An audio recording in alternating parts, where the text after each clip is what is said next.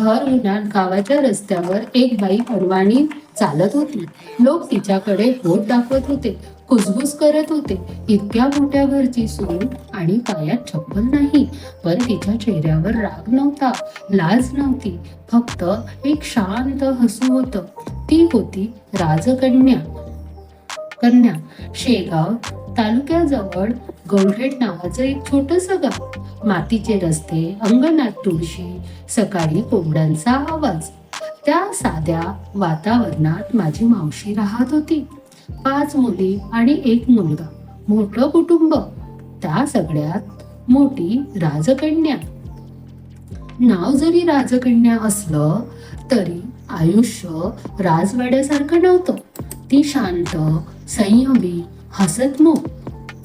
शिक्षण जास्त झालं नव्हतं, पण संस्कार मात्र अमाप होते. लहानपणापासूनच तिने जबाबदाऱ्या उचललेल्या. खेळण्याऐवजी तिने संसार शिकला. त्या काळात मुलीची लग्न लवकर होत. 15-16 वर्षाची असताना तिचं लग्न एका श्रीमंत घरात लावलं गेलं. घर मोठं, शेती मोठी, पैशांची कमतरता नाही. हंडे भरून पैसे होते, पण मनाची श्रीमंती मात्र कमीच. मोठं घर, भरपूर माणसं, अमर्याद काम आणि त्यातच तिचे पती मानसिक आजाराने त्रस्त. एका क्षणात तिचे बालपण संपलं. आयुष्याचा भार तिच्या खांद्यावर आला. पहाटेपासून रात्रीपर्यंत काम, चूल पेटवणं, मोठ्या कुटुंबासाठी स्वयंपाक, डझनावरी भाकऱ्या थापणं. कधी कधी भाकऱ्यांचे ढीग 2-3 फुटापर्यंत रचलेले असत. अंगावर घाम, हातावर पीठ, पण चेहऱ्यावर कायम शांत हसू. तक्रार नाही, अपेक्षा नाही, फक्त कर्तव्य. तिचे सासरे अत्यंत कंजूस स्वभावाचे. पैशांचा मोठा साठा असूनही खर्च करायला तयार नसत. एक प्रसंग कायम लक्षात राहिला. मामाच्या निधनाच्या वेळी भर उन्हात राजकन्या अनवाणीच आली होती. गावभर चर्चा झाली.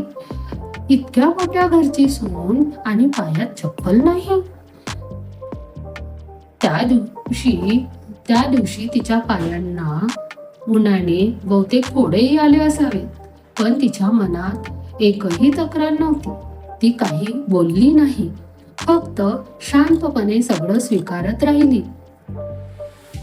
काळ सरकत गेला. तिला 4 मुलं झाली. पती मानसिक आजाराने त्रस्त. घरात आधार कोणी नाही, पण ती ढासळली नाही. आई म्हणून ती खंबीर उभी राहिली. मुलांना शिकवलं, संस्कार दिले, कष्टाची किंमत शिकविली.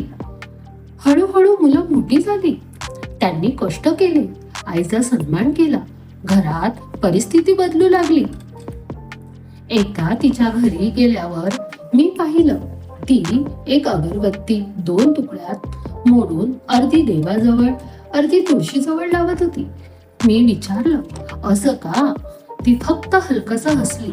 त्या अर्ध्या अगरबत्तीत तिला तिचं आयुष्य दिसलं. अर्ध स्वतःसाठी, अर्ध इतरांसाठी, अर्ध सहनशीलता, अर्ध प्रेम. काटकसर तिची गरज नव्हती. आता ती तिची सवय झाली होती. संघर्षाची आठवण झाली होती. आज तिचा संसार बहरलेला आहे. 4 मुलं, 4 सुना, नातवंडाचा गजबजलेला परिवार.